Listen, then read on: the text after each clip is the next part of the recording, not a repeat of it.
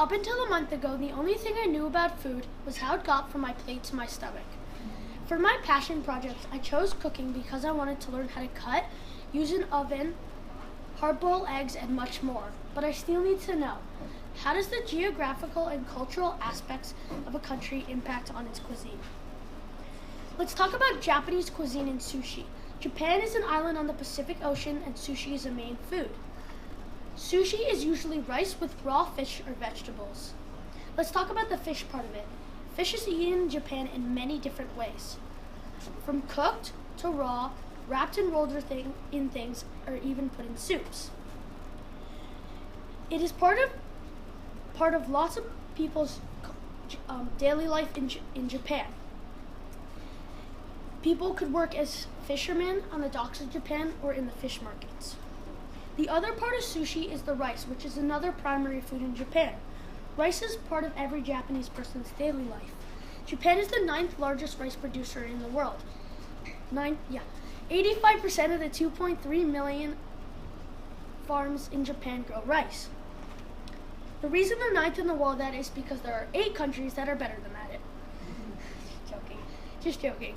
Japan is a small country and they can only have a certain amount of farms that can only grow a certain amount of rice. The rice seasons in Japan are May through June in the north. In the south, the rice seasons in the south are April through May, also spring, but earlier spring. Now let's travel over to Italy and experience their geography, culture, and cuisine. Italy's culture and geography impacts on its cuisine. Everything in Italy impacts on its cuisine, including the land. For example, with the sea to the south, the mountains to the north, and the volcanoes all impact on Italy's cuisine.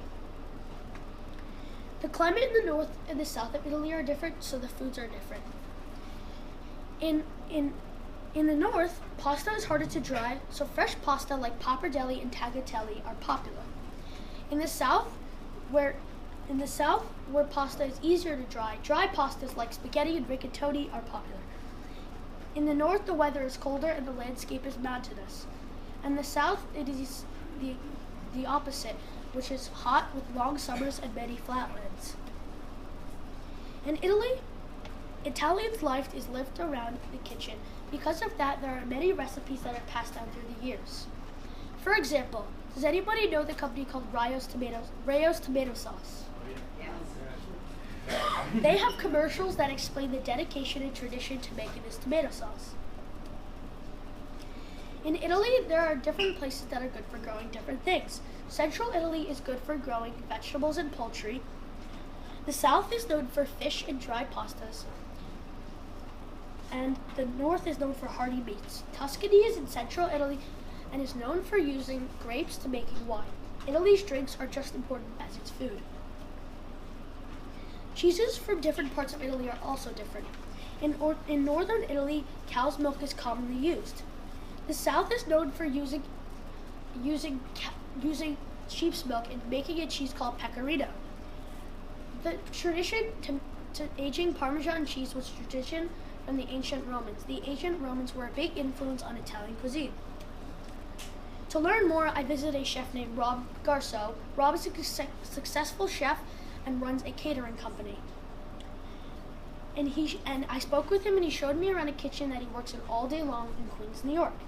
The kitchen was the most exciting part because there was a big area all for desserts and pastry, and also a bigger area all for protein. Rob told me about his journey to become a successful chef and how he was asked to work in a kitchen and didn't even know how to saute. But he said when he started cooking in the kitchen, it was love at first sight. So after 3 years of college, he decided to leave and go to a culinary institute. That might be a place I would like to go when I'm older. For more information, visit my blog. Scan this QR code to get there, and I'll be handing out cards. Thank you.